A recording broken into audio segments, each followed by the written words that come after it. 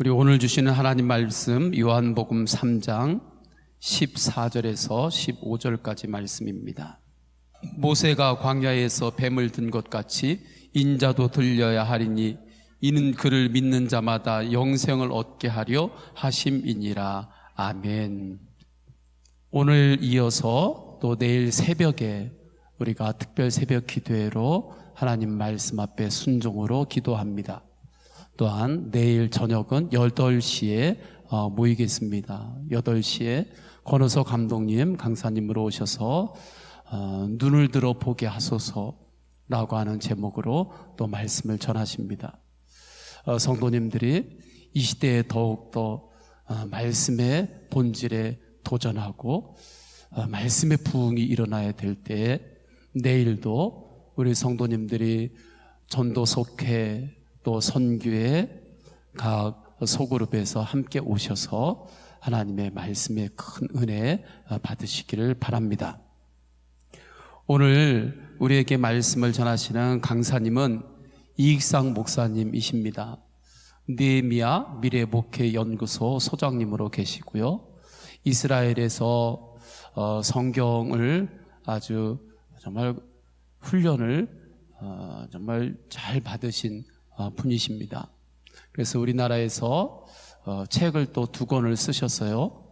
이스라엘 따라 걷기, 그리고 내가 왕이었습니다 라고 하는 책 2권을 쓰셨는데, 이 책 2권이 기독교 부분에서 아주 베스트로 많은 분들이 사랑하고 또 이 책을 통해서 하나님의 음성을 많이 듣고 있는 그러한 책들이 됩니다. 지금 한국교회에서 굉장히 선한 영향력을 끼치시는 분이신데, 오늘 목사님을 통해서 하나님께서 말씀하실 때 목사님께서 오늘 우리 교회까지 오셔서 복음을 전하십니다. 이제 목사님 나오실 텐데, 나오실 때 박수로 환영하시면서 순종으로 반응하시길 바랍니다.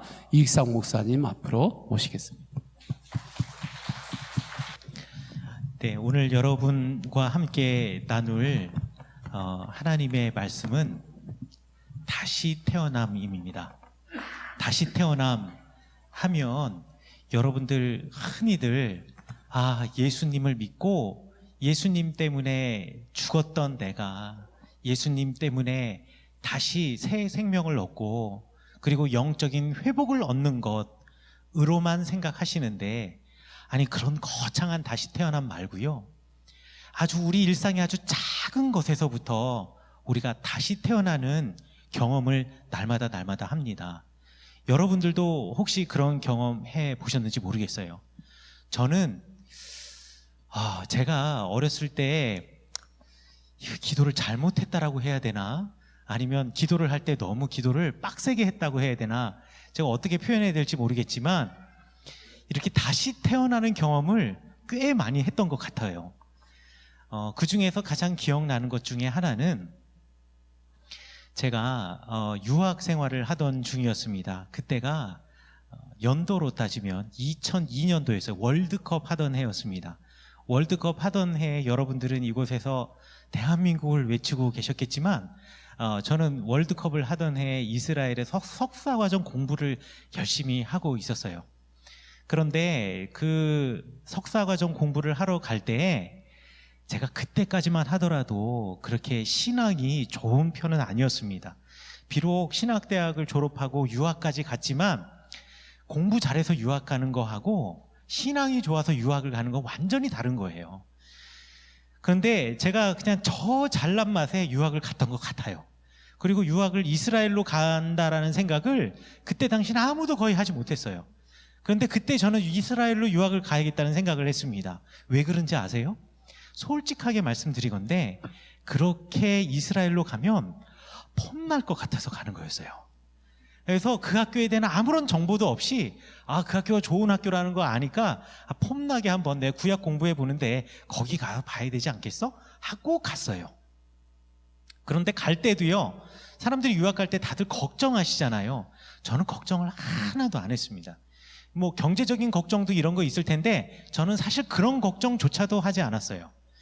왜냐하면 저희 집이 잘 사는 집은 아니었지만 그래도 저희 형님이 잘 살았어요. 그런데 저희 형님이 야 그래 익상아 너 공부하는데 한번 마음껏 공부해봐 라고 하면서 저한테 생활비를 다 보내주겠노라고 마음껏 가서 공부하라고 해서 제가 뭐 주님을 의지하거나 뭐 이런 거 하나도 없이요 우리 형님을 의지해서 갔어요. 그리고 정말 가가지고 첫 몇 달은 그 주변에 있는 유학생들이 저를 보면서 이질감을 느낄 정도로 제가 잘 살았어요. 기숙사 사는데 저 그 기숙사 공용 세탁기가 있거든요. 동전 넣고 하는 세탁기. 무지하게 지저분해요. 학생들이 썼으니까 얼마나 관리가 안 되겠어요. 그래서 형 세탁기가 너무 지저분해요. 세탁기를 좀 사야겠네요. 그래서 사. 그래서 샀어요. 그래서 제 개인 세탁기가 있었어요. 기숙사에. 텔레비전이요. 아직도 브라운관 텔레비전을 보고 있는 거예요. 형, 텔레비전이 하나 좀 있었으면 좋겠는데 사. 그래서 저는 제 개인 LCD 텔레비전이 있었어요. 형, 차가 없으니까 너무 불편하네요. 안식일날 차 한 대도 안 다니는데 어디 교회 가기도 힘들고. 근데 그때 당시에 갑자기 형님이 야 근데 차는 조금 심하지 않니? 좀만 기다려보자 그러는 거예요. 그래서 되게 그것 때문에 마음에 상처를 받았어요. 가랄 때는 뭐 마음껏 가라 그러더니만. 그런데 다 뜻과 이유가 있었어요. 왜 그랬냐? 저희 형 회사가 망했어요. 제가 유학 간 지 3개월 만에 망했어요. 그래서 분명히 저 유학 가면 걱정하지 말고 공부만 하라 그랬는데요. 3개월 후부터 제 인생에 가시밭길이 시작이 되었어요. 왜냐하면 형이 돈을 못 보내주시니까. 그래서 그거를 알고 저희 어머님이 매달 돈을 조금씩 보내주시긴 하셨는데 그것은 거기서 살기에는 턱없이 부족한 돈이었어요. 그래가지고요. 그때부터 약 8개월 가까이를요. 양배추만 먹고 제가 살았어요. 아침에도 양배추, 점심에는 양배추를 도시락에 싸가고 저녁에도 돌아와서 양배추. 그래서요 제가 양배추로 할 수 있는 요리가 엄청나게 많아요. 또 감사하게 우리 기숙사에 저와 같이 그 한 기숙사 공간에 방이 2개가 있는데 2개 중에 한 방이 중국인 친구가 썼었는데요. 이 중국인 친구들은 요리를 해서 잘 먹잖아요. 그래서 이 중국인 친구가 쓰는 이게 움푹한 웍이라 그러죠. 이 웍을 어떻게 쓰는지를 이 중국인 친구가 저한테 알려준 거예요. 그래서 그때부터 양배추로 갖가지 요리를 제가 다 해 먹었습니다. 그냥 양배추에 소금만 뿌려가지고 볶았을 때의 맛이 거기에 간장을 넣고 볶았을 때 맛과 달라요. 아시나요? 그런데 간장과 양배추를 넣고 거기다 고춧가루를 한 번 더 뿌리잖아요. 그 맛이 또 달라요. 그러니까 6개월 넘게 8개월 동안 늘 양배추만 볶아 먹어야 되니까 갖가지 양배추 요리를 제 마음대로 조제해서 먹을 수가 있는 거예요. 이스라엘은 양배추 값이 되게 쌌어요. 그리고 양배추가 그야말로 이만해요. 양배추가 이만해서요. 양배추 값이 우리나라 돈으로 따지면 약 1,500원이에요. 이만한 양배추를 하나 사면 이틀 동안을 먹을 수가 있는 거죠. 6끼를 먹을 수가 있는 거예요. 그래서 제가 그렇게 살았어요. 그런데 살다 먹다 이것도 지치는 거예요. 그리고 똑같은 거 계속 드셔보세요. 여러분들 너무 힘들어요. 그래가지고 그날은 정말 힘든 날이었어요. 뭐 점심 때 이거 양배추 이거 싸가야 되는데 이거를 싸가기도 힘든, 이것도 싫은 날. 이 싫은 날 아침에 학교를 이렇게 가는데요. 저희 학교 정문을 지나서 한 한국 학생의 뒷모습이 보이는 거예요. 저희 교회에서 함께 신앙생활을 하던 집사님이셨는데요.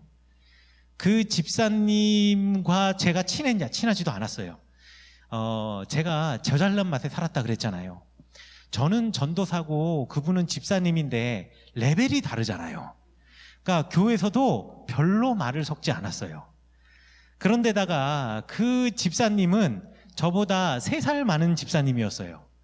3살 많은, 그러니까 나이도 비슷한데 나는 전도사인데 저 사람은 집사니까 제가 얼마나 기고만장한 생각을 했겠습니까? 제가 영적으로나 삶으로 성숙하지 못했던 때였는데, 그런데 그날은 그 집사님이 그렇게 반가운 거예요. 그래서 평소에는 말도 잘 안 걸던 제가 그 집사님이 걸어가는 그 길을 막 쫓아서 이렇게 따라잡으면서 딱 집사님을 딱 만나서 그 집사님께 집사님이라고 말하지도 않고 별로 친하지도 않던 제가 형 하고 불렀어요. 그랬지만 이분이 당황하면서 예 이러는 거예요. 근데 제가 사람이요, 아무리 자존심이 세고요, 아무리 지잘난 맛에 살아도요, 배고픈 거 앞에서 장사 없어요. 제가 그래서 그 집사님께 형, 사실 제가 배가 고픈데 돈이 없어요. 그때가 이제 11시가 좀 넘은 시간이었거든요. 학교 들어가는데 그때가 또 시험을 보러 들어가는 때였어요. 그런데 제가 배고파서 돈이 없는데요, 형 저기 점심 좀 사주세요 그랬어요. 이게 제 일생일 때 가장 자존심 상하고 비굴하게 느껴졌던 말이었던 것 같아요. 형 점심 좀 밥 좀 사주세요. 그런데 이 집사님이 그래, 그런데 나한테 20세켈밖에 없네 그러는 거예요. 20세켈이면 어느 정도 돈이냐면 학교 학생 식당에서 밥 하나 사 먹을 수 있는 돈이 딱 20세켈이에요. 20세켈밖에 없네.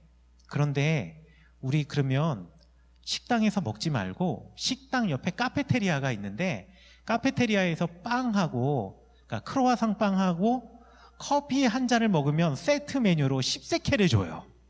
그러니까 우리 이거 가지고 그러면 식당 말고 카페테리아에 가서 이렇게 그 커피하고 아메리카노하고 빵을 먹자고 하는 거예요. 제가 이게 몇 달 만에 먹는 커피와 빵인지 모릅니다. 얼마나 행복했겠습니까? 그래서 네 하고 제가 그 형이랑 같이 카페테리아에서 빵과 커피를 마시는데요, 얼마 지나지 않았어요. 갑자기 우레와 같은 소리가 빵 하고 나는 거예요.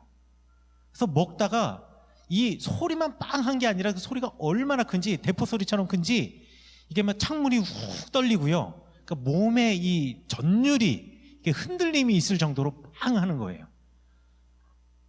이게 뭐지? 그런데 딱 그 소리가 잠깐 끝나자마자 불과 몇 초가 안 돼서 막 비명소리가 들면서 학생들이 저쪽에서 막 뛰어오는 거예요. 뛰어오는데 막 피를 흘리면서 뛰어오는 거예요. 깜짝 놀라서 이게 뭐야 하면서 제가 그쪽을 바라봤는데요, 폭탄이 터진 거예요. 이스라엘이 팔레스타인과 서로 관계가 좋지 않아서 지금은 좀 나아졌지만 2000년도 초반, 그러니까 1999년부터 2005년까지는 폭탄 테러가 엄청나게 심했어요. 그런데 제가 다니던 히브리 대학교의 역사 이래 처음으로 학교 안에서 식당이 터진 거예요. 폭탄이 터진 거예요. 그래서 그 자리에서 6명이 학생이 죽었어요. 그리고 많은 학생들이 피 흘리면서 다친 거예요. 근데 그 6명 학생 중에 하나가 누구였냐면 제가 수업 받을 때 제 옆에 앉아있던 학생이었어요. 그 학생이 저랑 같이 이제 오후에 시험을 봐야 되거든요. 근데 그 자리에서 밥을 먹다가 폭탄 테러로 죽은 거예요. 제가 그 사건이 얼마나 충격적이었는지 몰라요. 뭐 그 위에 더 자세한 이야기를 하자면 여러분 제가 한 2시간은 간증할 수 있지만 우리 지금 이 시간은 그런 시간은 아니니까. 그런데 제가 그 사건이 터지고 난 다음에 제 일생 일대에 인식에 아주 큰 변화가 있었어요. 어떤 변화가 있었냐면, 제가 비록 전도사였기도 했고 신학대학도 졸업했고 그리고 어디서 공부 좀 한다 해가지고 유학도 갔지만 사실 제 목표와 제가 하고 싶은 것은 딱 하나예요. 이래야 남들보다 더 뛰어난 목사가 될 것 같다라는 생각을 했던 거예요. 여기서 뛰어나다라는 뜻은 영적으로나 믿음과 삶이 뛰어나다 이게 아니라 그 정도는 스펙은 갖추고 있어야 어디 큰 교회 가서 목사도 할 것 같고 그래야 어려움 없이 살 수 있을 것 같다라는 생각을 한 거예요. 그리고 또 한편으로는 이 정도 되면 아무리 못해도 내가 뭐 큰 교회에 뭐 담임 목사는 못 된다 손 치더라도 어디 신학대학의 교수 정도는 되지 않겠어? 사실 그런 아주 교만한 마음을 가지고 있었어요. 그런데 그 사건을 통해서 제 인식이 완전히 바뀌었어요. 여러분, 경제적으로 부유하거나 내가 잘 살게 되었어요. 이게 복일까요? 복이지 않을까요? 이거 복일 수 있어요. 하지만 그것만이 복은 아니에요. 그게 복의 기준이 될 수가 없거든요. 그런데 그때까지 제 어린 생각에 그렇게 잘 되는 것만이, 부유해지는 것만이 복이라고 생각을 했던 거예요. 그거를 잡으려고 가는 거예요. 사회적인 높은 지위를 갖는 것 복일까요? 아닐까요? 복일 수도 있어요. 하지만 그것만이 복은 아니에요. 그런데 왜 그 생각을 못했을까요? 제가 그 사건이 딱 터지고 난 다음에 내가 형님으로부터 받았던 모든 지원이 끊어지고 지금 이렇게 힘들게 살아가면서 사실 하나님 원망을 되게 많이 했거든요.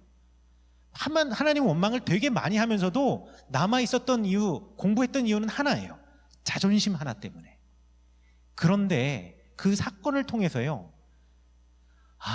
하나님께서 제게 가르쳐 주신 것은 가지고 있다라는 것만이 복의 조건이 될 수는 없구나.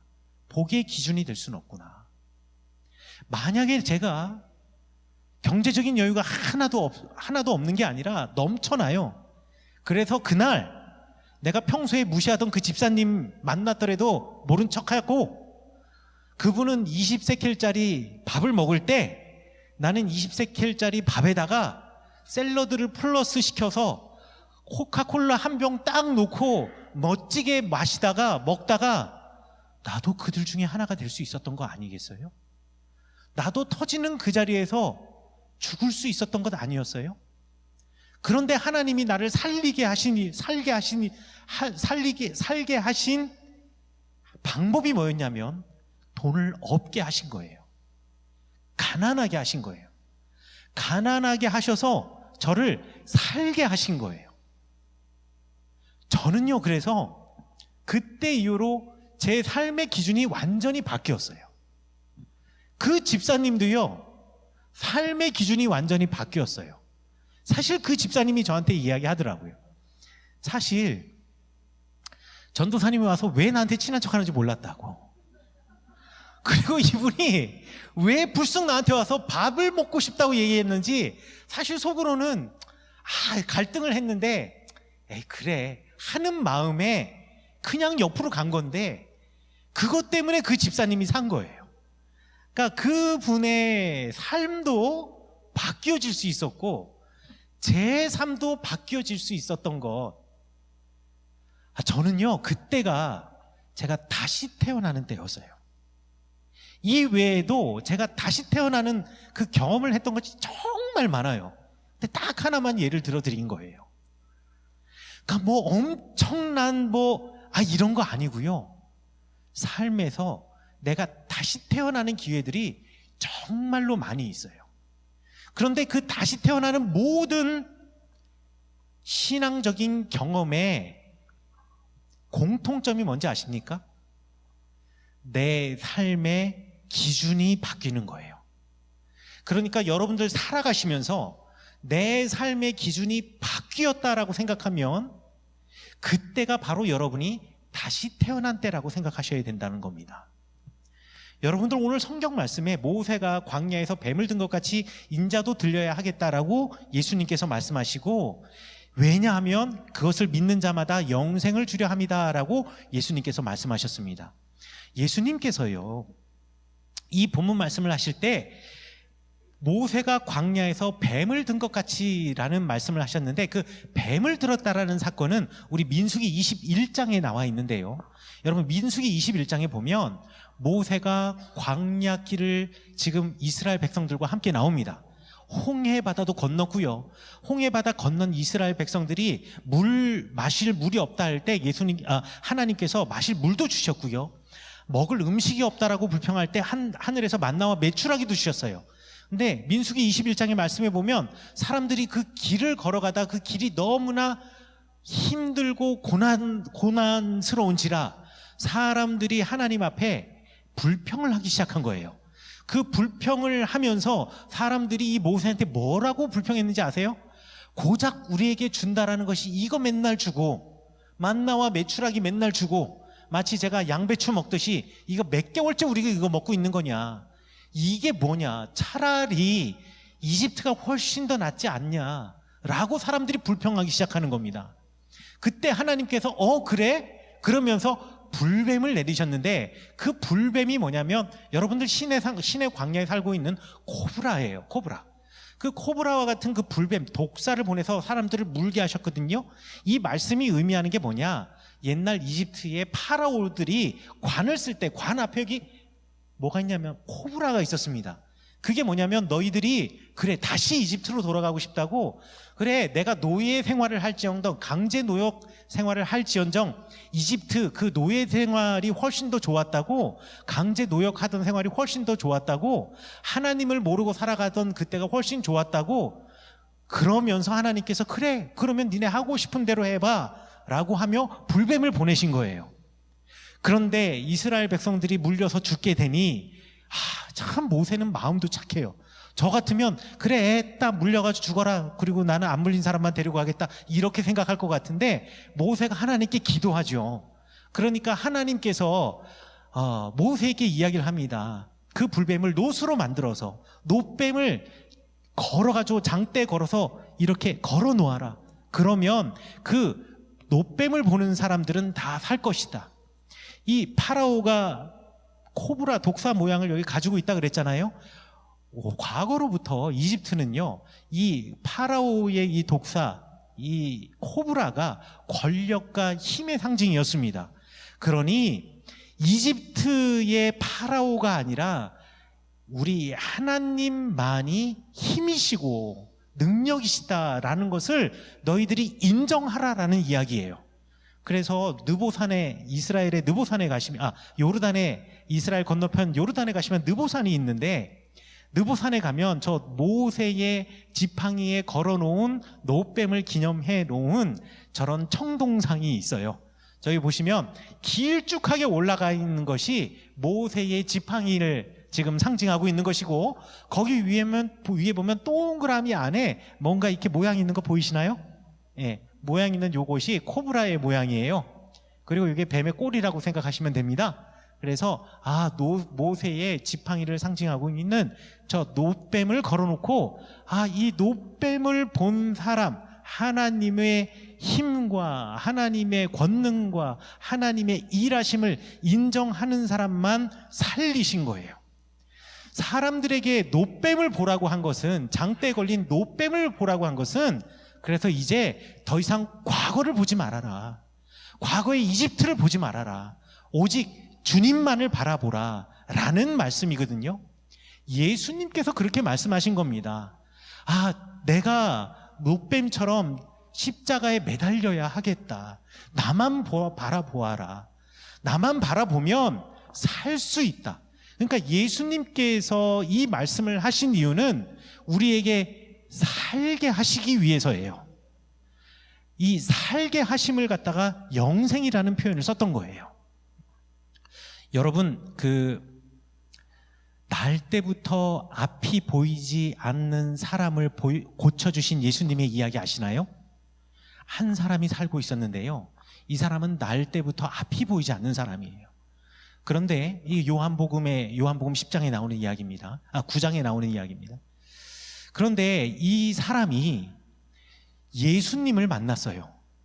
예수님께서 그 사람의 마음을 아시고 침을 땅에 뱉으시고 흙을 이겨서 이 사람 눈에다가 그 진흙을 발라주셨어요. 그리고 나서는 실로암에 가서 눈을 씻어라라고 말씀을 하셨어요. 그 실로암이 여러분들 지금 보시는 요거예요. 진짜 예수님이 그 사람에게 가서 눈을 씻으라라고 했던 실로암이 2005년도에 고고학자들에 의해서 발굴이 되었어요. 이 실로암에 가서 눈을 씻으니 이 사람이 보게 되었습니다. 여러분들, 이 사람은요, 눈이 안 보이는 사람, 앞을 못 보는 사람이지만 여러분, 단지 앞만 보지 못한다라고 생각하시면 안 돼요. 성경에는 뭐라고 되어 있냐면 이 사람이 구걸하던 사람이라고도 쓰여져 있습니다. 그러니 눈이 보이지 않으니까 정상적인 경제 활동을 할 수 없었겠죠. 정상적인 경제 활동을 할 수 없었으니까 이 사람의 삶은 매우 비참했을 겁니다. 그러니까 신체적인 장애가 있는 것도 나에게는 커다란 고통이고 괴로움인데 거기에 경제적인 어려움까지 있었으니 이 사람은 얼마나 힘든 삶을 살았겠습니까? 그 시대에 살고 있으나 사는 것 같지 않았던 사람이 바로 이 사람이었거든요. 그런데 이 사람에게 가서 지금 실로암에 가서서 눈을 씻으라라고 했을 때 이 사람이 씻고 나서 눈을 뜨게 되었어요. 이제 눈을 뜨게 되었다라는 것은요, 그냥 눈을 뜨게 되었구나 라고만 여러분 생각하시면 안 돼요.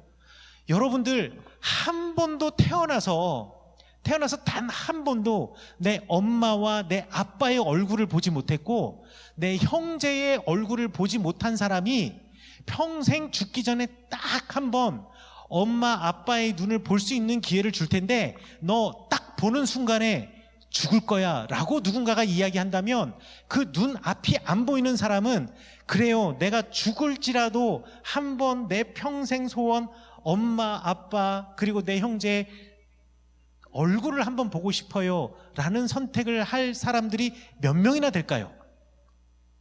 여러분, 아마 눈이 안 보이는 사람에게 이거 물어보면은요 90% 이상은 단 한 번이라도 눈을 뜨면 당장에 죽어도 좋습니다라고 선택할걸요. 여러분, 눈 안 보이는 사람의 그 답답함 아시나요? 제가 처음 목회하는데요, 저희 교회는 아주 시끄러운 교회였어요. 12명, 교인이 12명이었거든요. 그 시골에 12명이었는데 와, 12명이 어쩌면 달라도 이렇게 다 다른지 모르겠어요. 그런데 이 12명이 전부 다 목소리가 커요. 그런데 그 목소리가 제일 큰 분 중에 세 분이 계시는데 세 분 중에 한 분은 알코올 중독이신 분이에요. 이분은 진짜 교회에서 목소리 커요. 두 번째, 눈이 안 보이시는 분이에요. 이분도 교회에서 참 말이 많으세요. 또 한 분은 말을 못 하시는 분이에요. 이분은 말을 못 하시는 대신에 그렇게 사람들을 패요. 저는 그게 정말 힘들었거든요, 처음에는. 그런데 나중에는 이해가 가겠더라고요. 귀가 들리지 않는다고 사람들이 숙덕거리면서 나를 흉보는 거를 그 사람이 모를 것 같아요? 다 알아요. 그런데 그게 답답한 걸 풀지 못하는 거예요. 그러니까 그거를 표현하는 게 이 주먹으로 등짝 한번 내려 찍는 거예요. 와, 그 등짝 한번 손바닥으로 맞으면은요 정말 제 몸이 앞으로 날아갑니다. 여자분이신데 어찌 그래 힘이 센지를 몰라요. 처음에는 그게 너무 기분이 나빴는데요, 나중에 되니까 그 등짝 한번 쳐주시는 게 반갑다고 등짝 한번 빡 쳐주시고 어떨 때는 불편한 자기 마음을 웃으면서 한번 딱 쳐주시는 게 그게 그렇게 감사하고 좋더라고요. 눈이 안 보이시는 분도요, 이분 눈이 안 보이실 분이지 다 들리고 다 알아요. 그런데 사람들이 신체적인 장애가 있다는 이유 하나로 무시하거든요. 그걸 표현할 방법이 없는 거예요.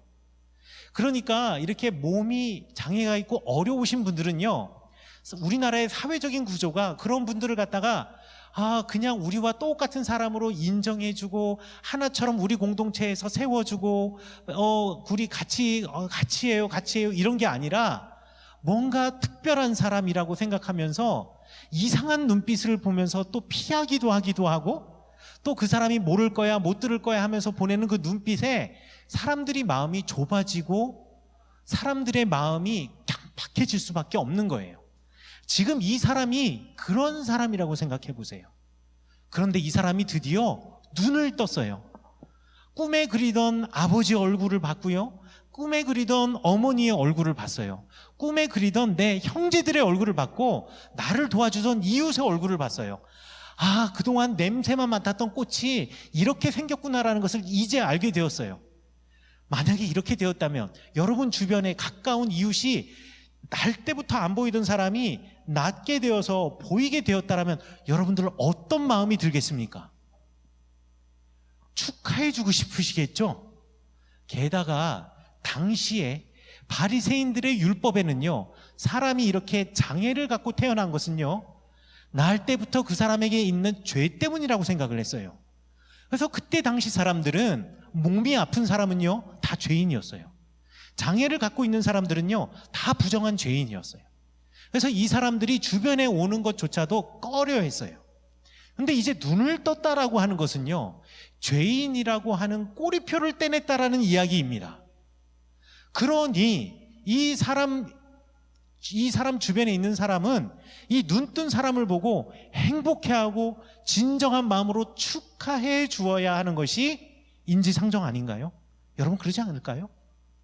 그런데 사람들 가운데는요, 우리의 생각과는 전혀 다른 사람들이 있어요. 정말 연구 대상인 사람들이 있어요. 그때 당시에 바리새인들이 그런 사람들이었습니다. 바리새인은요, 이 바리새인들은 이 사람이 안 못 보던 사람인데 눈을 뜨게 되었거든요. 그러면 축하해 주어야 되는데 축하해 주는 게 아니라 삐딱하게 이 사람을 바라보는 거예요.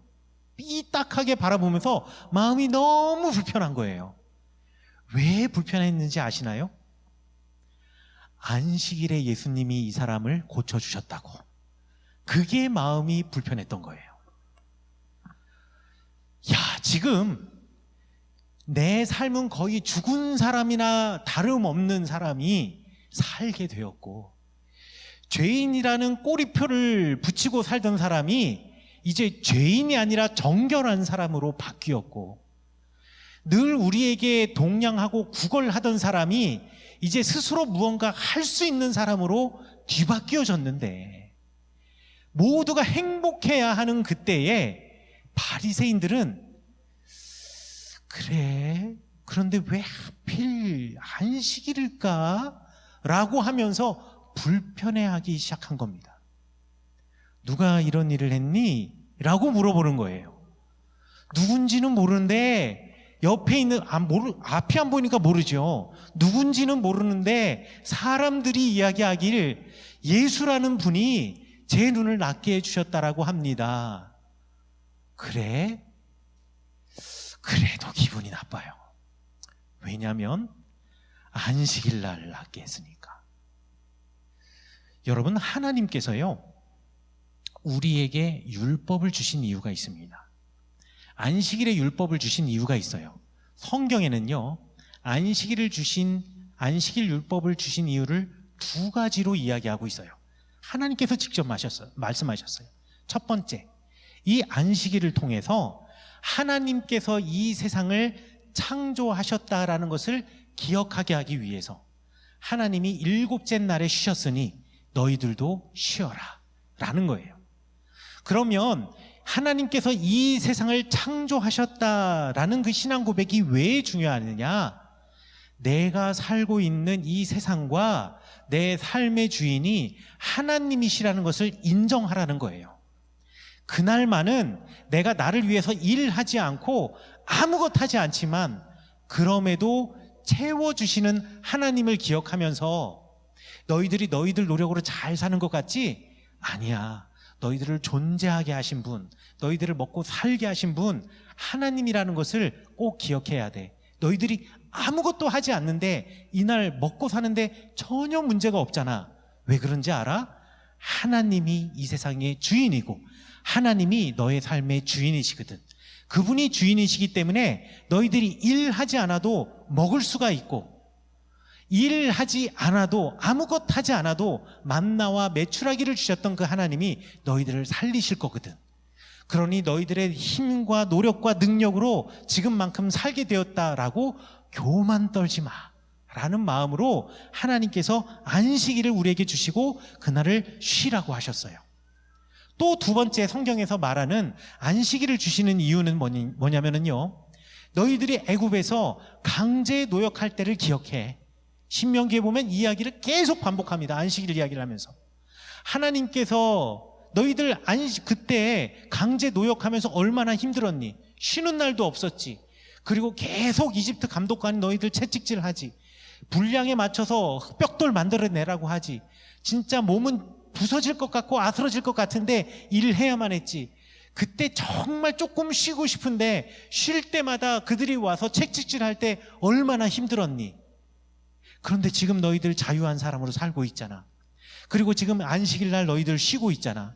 쉴 때 너희들만 쉬는 게 아니라 너희 집에 일하고 있는 종들도 쉬게 하고, 너희 집에 있는 노예들도 쉬게 하고, 너희 집에 있는 가축들도 쉬게 하고, 심지어는 7년에 한 번은 너희 땅도 쉬게 해. 하나님께서 너희들에게 베푸신 자비와 긍휼을 너희들 경험한 걸로 끝내지 말고 모든 이들에게 베풀어 주어서 우리 안에 있는 하나님의 형상을 너희들 회복해야 되는 거야. 하나님이 하나님의 영을 너에게 주시고 하나님의 마음 너에게 주셨으니 너희들도 그 하나님의 마음으로 이 세상의 모든 것들을 사랑하고 쉬게 해주고 자비와 긍휼을 베풀어야 돼. 그게 하나님의 형상을 회복하는 거야 라고 가르치면서 안식일 날 쉬라고, 그리고 너희들만 쉬는 게 아니라 모두가 다 쉬라고 안식일을 주신 게 하나님의 마음이에요. 그런데 바리새 사람들은요, 이 하나님께서 안식일을 주신 그 마음에 관심을 갖기보다는 야, 그러면 우리가 안식일을 잘 지키려면 어떻게 해야 될까? 하나님이 아무 일도 하지 말라 그랬는데 그러면 무엇이 일이고 무엇이 일이 아닐까라고 하면서요, 일의 목록을 만들기 시작했어요. 그래서 이 유대인들이 읽는 탈무드에 보면은요, 예를 들어서 바느질 하는 거, 이거 일에 속한다. 바느질 하지 말라. 그러니까 안식일 날은 너희들 양말이 빵꾸가 나도 절대 꿰매면 안 돼. 두 번째, 음식 준비하는 거, 이게 일에 속한다. 이거 아무것도 하면 안 돼. 무거운 물건을 나르는 거, 이것도 일에 속한다. 이거 일하면 안 돼. 글씨 쓰고 공부한다고? 안 돼. 글씨 쓰는 것도 일에 속해. 이것도 하면 안 돼. 그래서 이스라엘 가면은요, 6월절에 13층 사는 사람이 엘리베이터 버튼을 못 눌러요. 버튼을 누르는 것도 일에 속해요. 그럼 어떻게 해야 될까요? 걸어 올라가야겠죠. 걸어 올라가는 게 얼마나 힘들어요. 그래서 어떻게 해야 되냐? 안식일 날은요, 엘리베이터가 버튼을 누르지 않아도 전층을 다 서요. 1층에서 2분 섰다가 올라가요. 또 2층에서 2분 섰다가 올라가요. 3층에서 2분 섰다가 올라가요. 이런 식으로 안식일 엘리베이터가 돌아가요. 안식일 날 해야 할 일과 해야지 말아야 될 일이 분명해요. 안식일 날 걸어갈 수 있는 발자국의 수도 정해져 있어요. 그래서 여러분들 발자국 수가 넘어가잖아요. 예전에 그 탈무드에 되게 웃긴 이야기 나오는데요, 한 사람이 물어봐요, 랍비한테. 내가 지금 회당에 갔다 집에 돌아오는 길에 예를 들어 1000발자국까지 내가 하루에 걸을 수가 있는데 999발자국을 앞두고 문 앞에 딱 서버린 거예요. 내가 이제 1000발자국 딱 걸었거든요. 이제 여기서 한 발자국 더 들어서 문 열고 들어가면 일에 속하는 거예요. 내가 문을 열고 집에 들어가야 됩니까? 말아야 됩니까? 이거 물어봐요. 진짜 물어봐요. 이게 주님이 우리에게 안식일을 주신 마음일까요? 그거 아니거든요. 하나님이 우리에게 주신 마음은 따로 있어요. 그런데 하나님이 우리에게 주신 마음과는 전혀 관계없이 바리새인들은 율법을 통해서 사람들을 압제하는 거예요. 사람을 숨쉬지 못하게 만드는 거예요. 목을 조르는 거예요. 하나님이 우리에게 율법을 주신 이유는 그 율법을 가지고 우리가 하나님의 백성으로 자유하게 살라고 주셨는데, 바리새인들이 준 율법, 만든 율법, 바리새인들이 만든 그 조상의 전통들은요, 우리를 살리는 것이 아니라 오히려 우리를 죽이기 시작하는 겁니다. 그러니까 이 바리새인들은 눈뜬 그 사람 앞에서 축하해 주기는커녕 뭐라고 성경에서 요한복음 10장에서 물어보냐면, 그래 알았어. 그럼 넌 누구 편이냐? 너 예수의 편이냐 아니면 모세의 편이냐? 이를 물어보고 있어요. 예수의 편이냐 모세의 편이냐, 이 얘기는 뭐냐면, 그래서 너를 고쳐준 예수님, 안식일을 어겼는데 그 사람을 너는 좋아한다라는 얘기냐, 아니면 모세 편이냐, 이거는 뭐냐면 사실 모세 편이라기보다는 자기들이 스스로 모세 율법을 잘 지킨다고 생각하던 사람이었거든요. 그러니까 우리 율법을 지키는 너 우리 편이야 예수님 편이야, 이거 지금 요한복음 10장에서 이 사람들이 물어보고 있는 거예요. 야, 이렇게 답답한 사람이 어디 있어요? 이렇게 답답한 사람이 어디 있어요? 그런데 이 사람이요, 대답을 애둘러서 계속 못해요. 안 해요. 가족들도 안 해요. 그러니까 이 바리새인이 답답한 거예요. 예수님을 안식일 안 지킨 사람으로 저주하고, 그리고 우리 편이라고 얘기해야 되는데 그 얘기를 안 하거든요. 그래서 결국 바리새인들은 어떻게 했냐, 이 사람을 쫓아내버렸어요. 이 쫓겨난 이 사람과 이 가족, 그리고 그 친구들, 이 사람들이 누구를 찾아갔냐? 예수님을 찾아갑니다. 그리고 예수님 주변에 모였을 때 예수님께서 말씀하셨던 비유의 말씀이 있으세요. 그 말씀이 뭐냐면, 나는 양의 문이다. 나를 통하여 들어가지 않는 자들은 모두 다 강도요 절도다 라는 말을 하십니다. 여러분, 양의 문이 뭐냐면은요, 요겁니다. 딱 보시면은 이거 뭐 돌만 쌓여져 있는데 이렇게 생각하시는데, 요게 유대 광야예요. 유대 광야의 한가운데 가면 이러한 양 우리들이 엄청나게 많이 있어요. 이 돌들이 이렇게 쌓여 있는 거거든요. 이 돌들이 뺑 돌려서 쌓여 있는 거예요. 지금은 현재는 양 우리로 쓰이고 있지 않아요. 지금 양 우리는 나무와 함석판으로 잘 만들고 있어요. 하지만 나무와 함석판으로 만들기 전, 그러니까 지금으로부터 약 60년 전만 하더라도요, 이스라엘 사람들은 광야에서 베두인들이 이런 돌로 된 양 우리를 정말로 사용했어요. 지금은 좀 무너져서 많이 흘러내렸지만 양 우리의 저 돌이 우리의 그냥 가슴 높이 정도 되는 돌담이라고 생각하시면 돼요. 이 돌담이 동그랗게 들어가 있고, 이 동그란 안에다가 양들을 집어넣는 거예요. 양들은 지독한 근시여서요, 멀리 있는 걸 못 봐요. 그러니까 가다가 돌담을 딱 보면 돌담이 딱 멈추면 여긴 막혔구나 하고 못 가는 거예요. 점프 뛸 생각을 못 해요. 양은 점프를 뛰지 못하기 때문에 양 키보다 돌담이 좀 더 높으면은, 양의 눈보다 돌담이 좀 더 높으면 양은 여기가 막다른 길이구나 하고 어디를 안 가는 거예요. 그래서 이런 돌담을 쌓아 놓는 겁니다. 그런데 사람이 살고 있는 집 주위라고 한다면 저렇게 돌담을 동그랗게 쌓아놓고 한쪽은 열어놓은 상태에서 나무로 문을 만들어 놓겠지만, 하루길 이틀길 광야로 나가서 그곳에서 밤을 유숙해야 되는 곳에서 양 우리를 만든다고 한다면, 양 우리를 만들어 놓고 저 양의 문을 만들 나무를 어디서 구하기도 힘들고 문을 어떻게 만들 수가 없는 거예요. 그래서 여기 그림에 보면 여기 돌담이 쫙 가는데 여기는 돌담이 무너져 있죠. 저기는 돌담을 쌓지 않은 거예요. 그래서 양들이 저길로 쑥 들어오게 한 다음에 목자들이 어떻게 하느냐, 저 입구에 두런두런 앉아가지고 모닥불도 펴놓고 거기서 이야기도 하고 빵도 구워 먹고 하는 거예요. 그래서 목자 스스로 자기가 양의 문이 되는 겁니다. 그러니까 내가 양의 문이라는 것은 내가 너희들의 목자라는 뜻이에요. 나는 너희들의 목자다. 자, 그런데 밤에 이 양들이 이렇게 모여 있을 때 이 양들을 노리는 짐승들이 있어요. 유대 광야에 나가면 늑대도 살고 있고요, 하이에나도 살고 있고요, 여우들도 살고 있어요. 이것들은 양들을 잡아먹으려고 안달이 난 동물들이에요. 그런데 이 동물들은 점프를 잘 뛰거든요. 그러니까 이 동물들은 이 돌담을 뛰어넘어서 양들을 잡아먹을 수가 있는 거예요. 그래서 예수님께서 말씀하신 겁니다. 니네가 진짜 양이라면 나를 통과해야 하겠지만 나를 통과하지 않고 너희들에게 들어가는 자들은, 그러니까 담을 넘는 자들이죠. 우리를 뛰어넘는 자들은 다 누구예요? 늑대고 하이에나고 그리고 여우들. 그러니까 너희들을 잡아먹으려고 하는 자들이다 라고 예수님께서 비유의 말씀을 그 눈 뜬 사람과 그 가족과 그 예수님 주변에 모여 있는 사람들에게 말씀해 주신 거예요. 이 말은 무엇이냐? 예수님께서 이 땅에 오신 이유가 바로 그거라는 뜻이에요.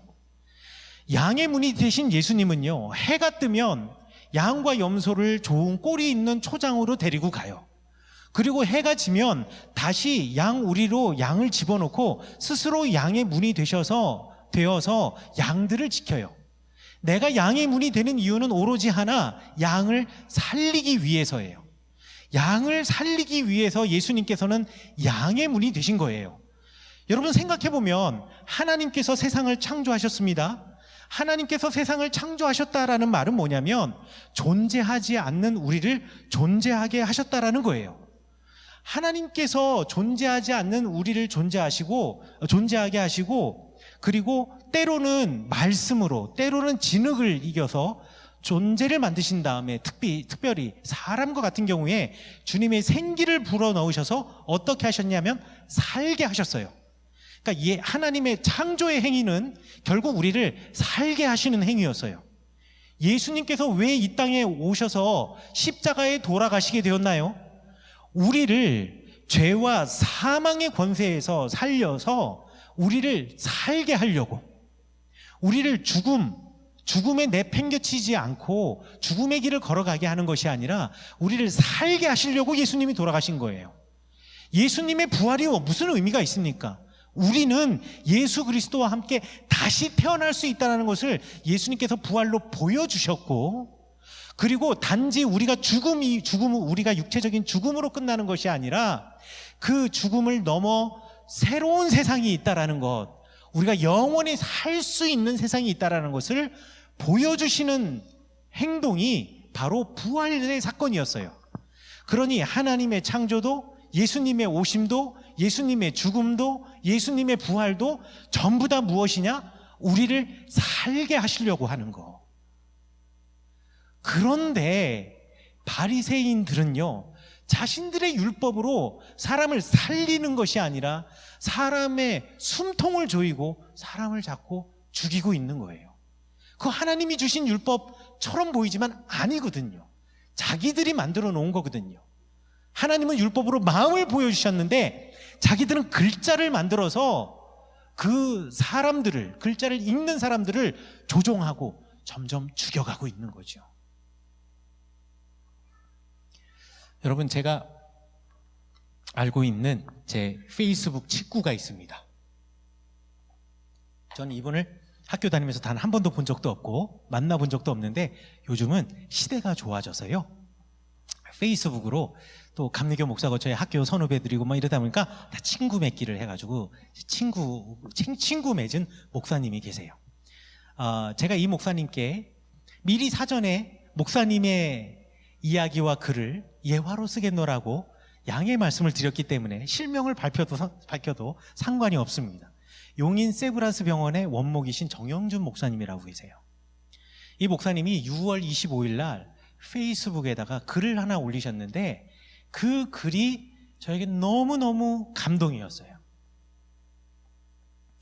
이 목사님이요, 원목을 하고 계시는데요, 어느 날 전화가 온 거예요. 한 분 여자 권사님한테 전화 왔는데, 이 권사님이 다급하게 목사님께 전화해서, 목사님, 제가 우리 동생이 중환자실에 가서 의사 선생님이 곧 마지막을 준비할 수도 있다, 마지막이 될 수도 있다, 마음의 준비를 하시라라는 말을 듣고 미국에서 왔는데, 그때가 왔을 때가 5월 말이었거든요. 5월 말에 왔는데 미국에서 왔으니까 2주간 자가격리해야 될 거 아니에요. 자가격리로 병원이 코앞인데도 못 가고 있는데, 만약에 우리 동생이 죽으면 장례도 치르지 못할 상황이 되었다. 왜? 자가격리 기간이니까. 근데 더 큰 문제가 있다. 우리 동생이 아직 예수를 모른다, 주님을 모른다. 그래서 목사님, 부탁이 하나 있습니다. 지금 제가 듣기로는 중환자실에서 혼수 상태로 지금 있는데, 지금 혼수 상태로 벌써 나흘째 되어가고 있는데, 가셔서 귀에다 대고 예수님의 복음을 좀 전해달라고, 그리고 나서 세례를 주실 수 있냐고, 이렇게 내가 장례도 못 치르고 죽게 될지라도 그건 너무 마음이 아픈데, 내가 나중에 죽어서 주님 나라에 갔는데 그곳에 내 동생이 없으면 더 마음이 아플 것 같다고. 그러니 목사님, 복음 좀 전해주시고 세례 주시면 안 될까요? 라고 부탁을 하는 전화를 받은 거예요. 그런데 이 목사님이 마음에 갈등이 너무 생기는 거예요. 왜냐하면 이 목사님은 자기만의 신학이 있으신 분이에요. 뭐냐? 세례는 입술로 내가 주님이 내 인생의 주님이시다라고 고백하는 사람에게만 주어야 한다. 그래서요, 이 목사님이 얼마나 자기의 신학과 신앙의 전통을 중요하게 생각했냐면, 자기 아이들한테도 아직 세례를 주지 않았다는 거예요. 보통 아이들 태어나면 영아 세례, 유아 세례 주잖아요. 그런데 우리 아이들한테도 안 줬다는 거예요. 우리 아이들도 나중에 장성해서 니네 입술로 예수님이 길이요 진리요 생명이십니다. 맞습니다. 내 인생의 유일한 삶의 이유이고 내 삶의 궁극적인 목적입니다. 라고 고백하지 않는 한은 너희들도 세례 못 받아 하고서는 세례를 안 줬다는 거예요. 그런데 지금 이 권사님의 전화를 받은 거 아니에요? 그러니까 이게 갈등이 오기 시작하는 거예요. 이거를 줘야 되냐 말아야 되냐. 아니, 지금 혼수 상태에 계신데 내가 그 귀에다 대고 예수님의 복음을 전한들 그분이 그걸 듣겠냐라는 거예요.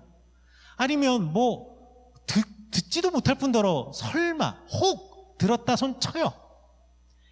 내가 세례 문답을 해야 되는데 주님을 우리 인생의 주인으로 고백하시겠습니까? 그러면 이분이 예 할 수도 없잖아요.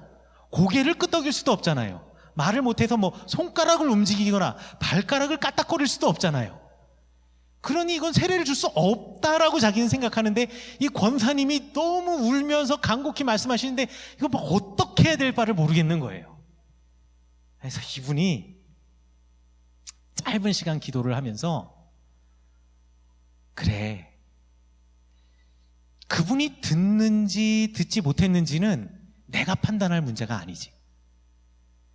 그분이 그렇게 해서 하나님의 나라에 가실 수 있는지 가실 수 없는지는 내가 판단할 문제는 아니지.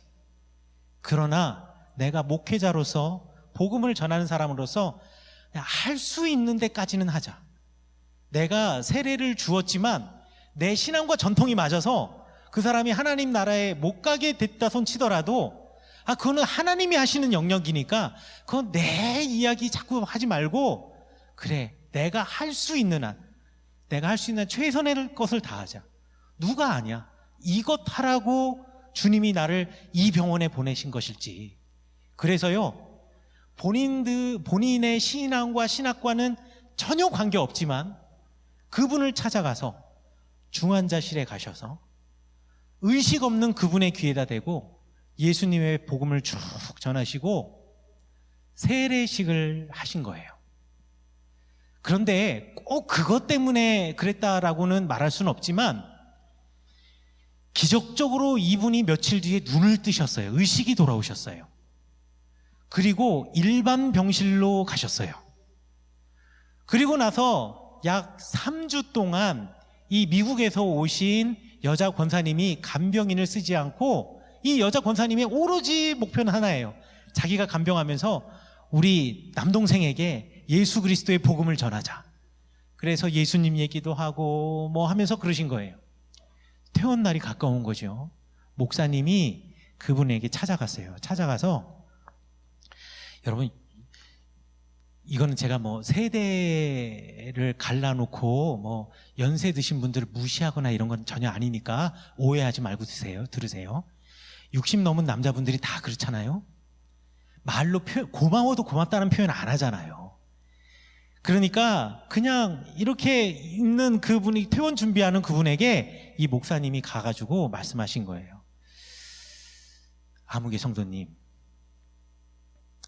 권사님께서 미국에서 올 때부터 정말 성도님 위해서 기도 많이 하시고 간병인 쓸 수도 있지만 동생에게 조금이라도 더 많은 것을 주고 싶어서 이렇게 고생하셨는데 아세요? 그랬더니만은 이제 그분 권사님은 안 계시고요. 목사님 만나는데, 알지요. 그런데 한 번도 고맙다는 말씀 안 하셨죠? 네, 말은 안 했지만 알겠죠. 그래서 목사님이 말씀하셨대요. 제가 이 짧은 시간에 예수님의 복음 다 전할 수도 없고, 또 기억은 하실지 모르겠지만 중환자실에 계실 때 제가 귀에다가 대고 말씀드렸던, 오랫동안 말씀드렸던 그 예수님의 복음을 다 기억하실지는 모르겠지만 저보다 훌륭하고 좋으신 목사님들이 이 용인에 참 많이 있으니 퇴원하시고 나면 권사님이랑 함께 꼭 가까운 교회 찾아가셔서 한번 복음을 들어보세요 라고 말씀을 했는데, 이 남자분이 지체 없이 네, 그래야죠, 꼭 가렵니다 라고 대답하시는 거예요. 그래서 이 목사님께서요 너무 기쁘셔서 그 다음날 퇴원하시는데 세례증을 만들어 오신 거예요. 세례증서도 만들어 오시고요. 왜 세례증서에 보면 세례 받을 때 그 사진 찍어야 되잖아요. 이 권사님께 내가 세례 줬다라는 것을 확인시켜 드리기 위해서 중환자실에 의식 없이 누워있는 분에게 세례하고 있는 사진을 찍으신 거예요, 이분이. 그 사진을 세례증서 위 옆쪽에 놓아가지고 그 세례증서를 만들어서 이분에게 드린 거예요. 그리고 그 세례증서를 사진을 찍어서 페이스북에다가 올려놓으시고 그 말씀을 쭉 써놓으신 거예요. 여러분, 이 목사님께서 자기가 만들어 놓은 기준, 자기가 만들어 놓은 율법, 그것만 따랐다면은요 세례 안 주셨을 거예요. 복음도 안 전해주셨을 거예요. 그런데 그 마음을 주신, 이 땅에 오신, 이 세상을 창조하신 우리 주님의 마음을 알았기 때문에 내 머리와 내 신학으로는 동의하지 않지만 하나님이 그렇게 하시는 거예요. 그리고 하나님의 음성에, 하나님의 명령에 대답하신 거예요. 응답하신 거예요. 주님의 마음을 아셨기 때문에 단 한 사람도 그냥 그렇게 가는 것을 주님이 원하시지 않는다라는 것을 아셨기 때문에, 영혼을 살리고자 하는 주님의 마음을 아셨기 때문에 그에게 복음을 전했던 거예요. 듣던지 안 듣던지. 앞서 말한 바리새인 사람들과는 전혀 다른 사람들이죠. 전혀 다른 사람이죠. 바리새파 사람들은요 자신들의 만들어 놓은 율법, 그 살인적인 율법과 기준으로부터 벗어나질 못했던 사람이에요. 그런데 예수님은 일부러 그들에게, 일부러 안식일 날 그들 보는 앞에서 그 눈 안 보이는 사람을 고쳐주심으로 너 그거 아니지 않느냐, 하나님의 율법 아래서 하나님은 우리를 자유케 하시고 살라고 만들어 주셨는데 그걸로 사람들을 죽이려는 너의 율법은 옳지 않지 않느냐라는 것을 말씀해 주시는 거예요. 여러분, 영어로 살다라는 말이 live입니다. L-I-V-E. 모르셔도 상관없어요. 글자만 보세요. 그런데 이 살다라는 말, 저 영어 스펠링을 거꾸로 쓰면 어떻게 되는지 아십니까? E-V-I-L이 돼요. 이게 영어로 무슨 뜻이냐면 악이라는 뜻입니다. 그러니까 악이라는 것이 무엇이냐? 우리를 살리는 것이 아니라 거꾸로 우리의 영혼과 우리의 마음을 죽이게 하는 그 모든 것들, 이것이 바로 악이라는 거예요. 그래서 구약 성경에서, 특별히 구약 성경 중에서도 기원전 586년에 포로로 유대인들이 끌려가기 이전에 쓰여진 구약 성경에서는요 악이라는 말을 쓰면서, 사탄이라고 하는 히브리어를 쓰면서 한 번도 이 사탄이라는 말을 영적인 존재에 붙여본 적이 없어요. 사탄이라는 말은 전부 다 사람에게 붙여주었습니다. 그리고 우리말 성경에는 뭐라고 번역을 해놨냐면 대적자라고 번역을 해놨어요. 하나님의 말씀을 대적하는 사람, 하나님의 말씀을 거꾸로 살아가는 사람. 하나님의 그 말씀이 무엇이냐? 하나님의 마음은 무엇이냐? 우리를 살리는 거예요. 모든 사람들 한 사람 한 사람을 다 살리려고 하는 그 하나님의 마음을 대적하여서 거꾸로 그 영혼에게 상처를 주고 그 영혼을 죽이는 사람들을 부를 때 뭐라고 표현했냐면 사탄이라고 표현했다고요. 그리고 영어로는 evil이라고 이야기를 한다라는 말입니다. 여러분, 우리 기독교인들은요, 경계선에 서 있는 사람들이에요. 저만 그런 것이 아니라, 여러분만 그런 것이 아니라 저도 마찬가지예요. 목회자도 마찬가지입니다. 항상 우리는 경계선에 서 있는 사람입니다. 그 경계선은 무엇이냐? 사람을 살리는 일과 사람을 죽이는 일의 경계선이에요. 때로는 나의 말로요, 사람을 살리기도 해요. 그런데 때로는 나의 말로 사람을 죽이기도 합니다. 때로는 내 말 때문에 그가 용기를 얻고 다시 일어설 수 있어요. 그러나 때로는 내 말 때문에 나는 안 되는구나, 그래 나는 그런 사람이구나 라고 쓰러지기도 해요. 여러분들은 그 경계선에 서 있는 거예요. 여러분들이 살리는 편에 서 있으면 우리 예수님과 더불어 동행하고 계시는 거고요. 여러분들이 죽이는 편에 서 있으면은요, 여러분은 사탄의 편에 설 수도 있다라는 거예요. 저도 날마다 그 가운데 줄을 걸어가고 있는 거예요. 까딱 눈 감고 있으면 죽음의 길로, 악의 길로 걸어갈 수 있고요. 까딱 정신줄을 놓으면은요, 나도 모르는 사이에 내가 이쪽으로 치우쳐 있어요. 여러분, 눈 감고 똑바로 걸어가기 힘드시죠?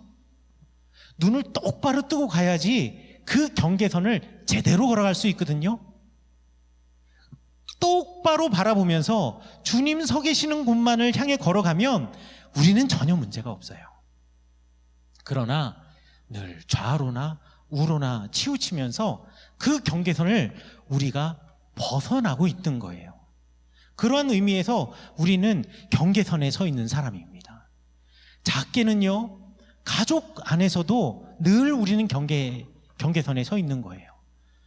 여러분들, 가족들 간에 특별히 가족이기 때문에 마음의 무장을 해제하고 마구 말을 던지시는 분들 계세요. 그 말이 내 아내를 얼마나 아프게 하는지, 내 아내의 자존감을 바닥을 치게 하는지, 그 말이 얼마나 내 남편의 자존감을 그냥 뭉개버리는지, 남편의 마음을 아프게 하는지, 그 말이 내 자녀들을 얼마나, 그 자녀들의 영혼을 죽게 하는지, 비참하게 하는지 생각하지를 못해요. 그 말로 내 며느리, 내 사위가, 내 시어머니, 내 친정어머니, 시아버지가 얼마나 마음 아파하는지에 대해서 전혀 생각하지 못한 채 그냥 이야기를 하세요. 그리고 참견할 수도 있죠. 그러나 내 기준을 가지고 왜 그 기준을 따르지 못하냐고 막 득달같이 쪼아대요. 왜 그런지 아세요?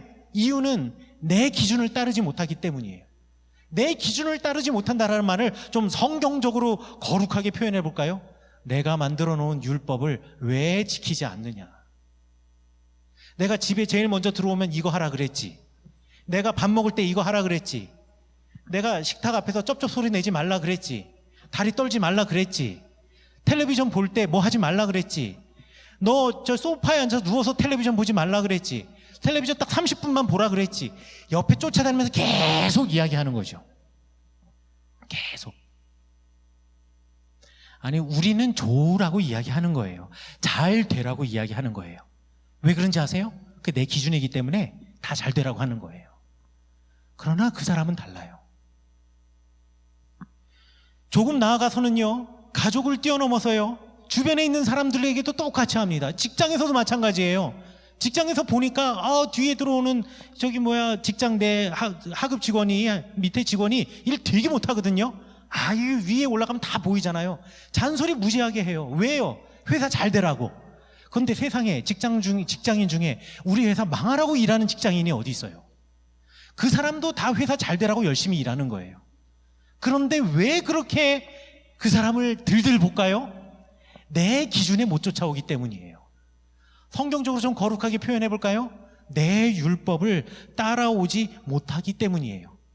여러분들, 우리나라에 왜 사회적인 갈등이 생기고 계층 간의 갈등이 생기고 세대 간의 갈등이 생기는지 아세요? 내 기준을 따르지 못하기 때문이에요. 연세 드신 분들은 자기 기준이 있어요. 근데 젊은이들은 또 다른 자기 기준이 있어요. 서로 기준이 안 맞아요. 그러면 우리가 다르기 때문에 이해하고 이렇게 가야지 라고 하면서 관용과 화합으로 가야 되는데, 관용과 화합이 아니라 다르기 때문에 서로 다퉈요. 왜? 내 거를 따르라고, 나를 이해하라고. 이해해 주세요, 나도 이해할게요가 아니에요. 일방적으로 나를 이해하라고, 일방적으로 나를 따르라고. 여러분, 나만 맞아, 나를 따라야 해 하는 순간 전부 다 너희들은 잘못되었어로 가는 거예요. 잘못되었고 너는 바뀌어야 되고, 그러면서 하나 둘씩 그 사람의 영혼을 나도 모르는 사이에 갉아먹기 시작하는 거예요. 이러면서 우리는 바리새 기독교인이 되어가는 거지요. 여러분, 상대방의 신분에 따라서 달리 행동하기도 해요. 상대방이 옷 입고 온 거에 따라서 달리 대우해 주기도 해요. 그 사람이 가진 경제적인 능력에 따라서 그 사람을 맞이하는 나의 허리 굽히는 각도가 달라져요. 그 사람이 장애가 있느냐 없느냐에 따라서 같이 가까이 가고 싶은 사람인지 아닌지 등등, 우리가 가지고 있는 잘못된 기준, 우리가 가지고 있는 나만의 기준으로 사람을 재단질 해놓을 때가 너무 많아요. 우리가 영성이라는 말을 정말 많이 사용합니다. 그런데 이 영성이라는 말은 무슨 뜻인지 아시나요? 이 영성이라는 말을 영어로는 spirituality라고 하지만 이걸 그리스어로 카리스마라고 이야기를 합니다. 이 카리스마가 뭐냐면요,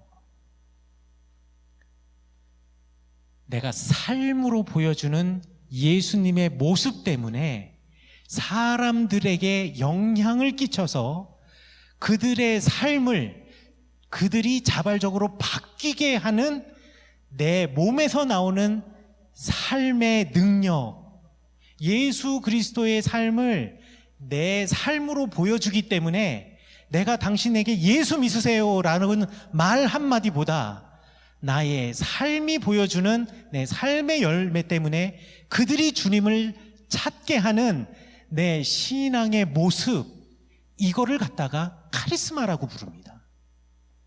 카리스마가요, 야 이거 해 하면은 사람들이 그 밑에서 벌벌 떨면서 하는 거, 이게 아니에요. 이게 카리스마고요, 이게 영성인 거예요. 우리가 그 영성으로 올라가기 위해서 기도도 해야겠지요, 말씀도 읽어야겠지요, 그리고 또 많은 예배도 드려야겠지요, 또 무엇 해야 될 것이 있겠지요. 하지만 이것이 결국 삶으로 드러나지 않는다면 이거는 영성이라고 말할 수가 없는 거예요. 지식이 되는 거고요, 규칙에 따라서 나의 삶을 그냥 집어넣어 놓고 그냥 율법적으로 사는 거에 다르지 않는 거예요.